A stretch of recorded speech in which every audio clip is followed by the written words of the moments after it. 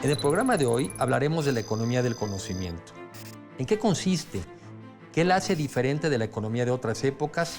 ¿Y por qué es una enorme oportunidad para incorporar a los mexicanos al desarrollo? Por el contrario, si no logramos integrar exitosamente a todas las regiones del país en esta nueva economía, corremos el riesgo de una mayor polarización social y de la existencia de un México unido. Es una oportunidad que no se nos puede ir.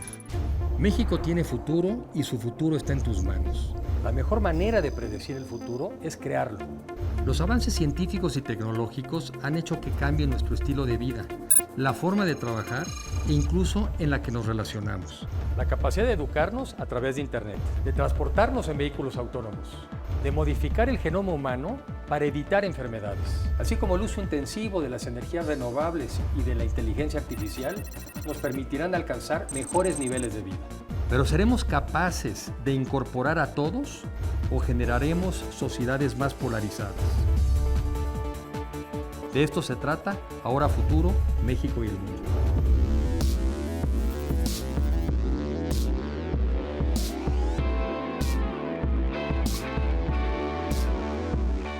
En los años 50 y nos decidimos ser una economía cerrada cuando el mundo estaba en una economía abierta.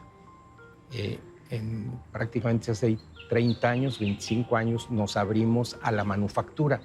Pero los que estaban en manufactura se fueron a la economía del conocimiento.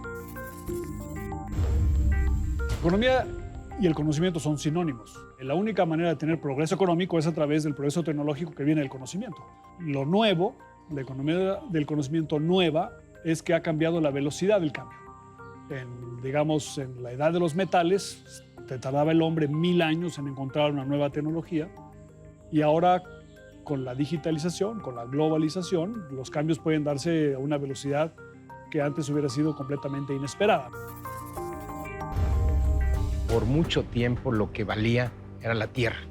Y por eso creamos países, les pusimos frontera, y pusimos ejércitos para cuidarlo. Que hace 25 años se inventó Internet.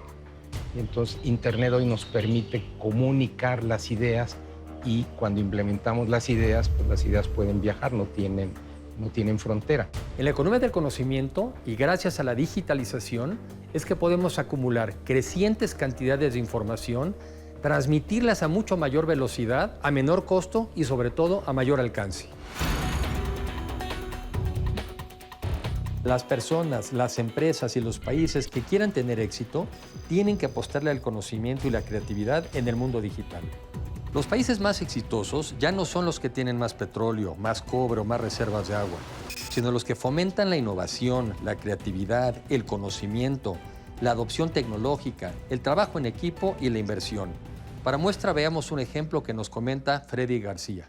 Dos datos que en 2018 pasaron casi desapercibidos.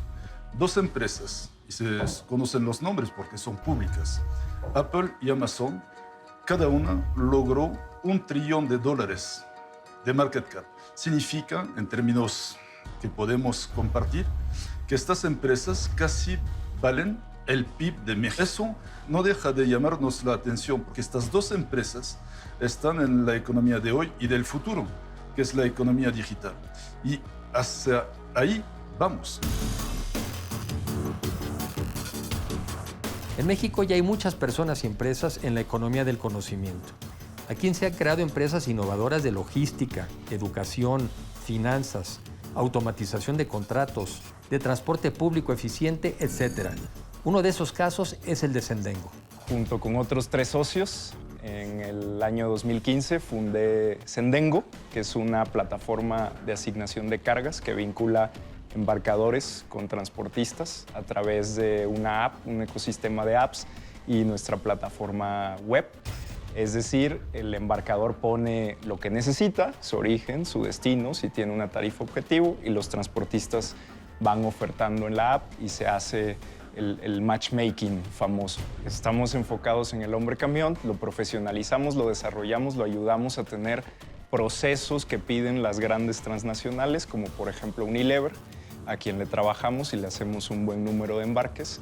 O sea, el mercado que hoy nos hemos ido ganando no ha sido que se le hemos quitado a otras plataformas porque no existíamos y ojalá que haya más competencia en el futuro, sino que se lo hemos ganado a las grandes líneas de transporte y a los 3PLs porque somos más rápidos. ¿Y cómo somos más rápidos?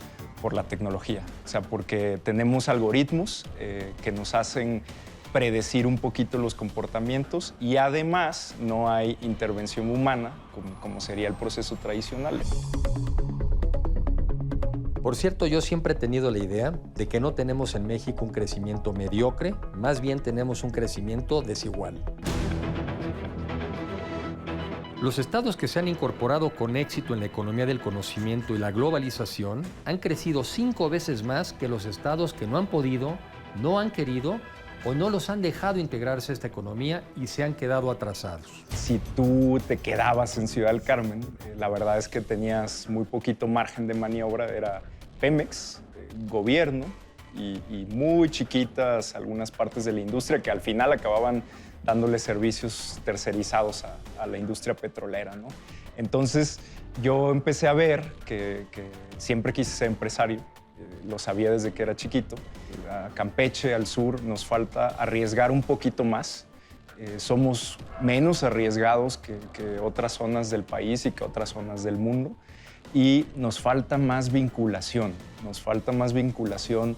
con el sector empresarial de transformación, nos falta más vinculación con las universidades del norte y del centro. Hay muchas cosas que no es que se me ocurran a mí, sino que por estar mejor vinculado con la Ciudad de México, con Monterrey, con Guadalajara, con Querétaro, por ejemplo, que está creciendo muchísimo, no es que se me ocurran, sino que las tengo presentes. Entonces creo que al sur nos falta arriesgar ese tantito más, vincularnos mejor, salir un poquito de las 3 paredes de los estados y que nos permita ser más competitivos, porque realmente tenemos un problema de competitividad. En México hay muchos casos de éxito, pero queremos ver más. Necesitamos que los jóvenes nos ayuden a cerrar la brecha entre los estados del norte y del sur del país. La economía del conocimiento nos da la oportunidad de disminuir las desigualdades en nuestro país. El sureste tiene que aprovecharla. No podemos dejar pasar esta ocasión. Si tú revisas los últimos 25 o 30 años, a pesar de que México entró a la manufactura y fue muy bueno, en realidad nuestro crecimiento ha sido incipiente. Pero en el norte del país el crecimiento ha sido relativamente bueno porque nos unimos al Tratado de Libre Comercio. Y lo que está empezando a suceder es que cada ciudad tiene comportamientos diferentes y los salarios de las ciudades son infinitamente mayores que los salarios de un pequeño pueblo. México tiene $9,000 de ingreso por habitante, pero en el norte es el doble y en el sureste a lo mejor son $2,000, $3,000. En Estados Unidos hoy en día hay un déficit del orden de 2,5 millones de personas para trabajar en inteligencia artificial, en programación. Hoy en día con la tecnología y con el acceso a la comunicación y a Internet, hasta gentes pueden trabajar desde su propia casa, lo que se llama el teletrabajo.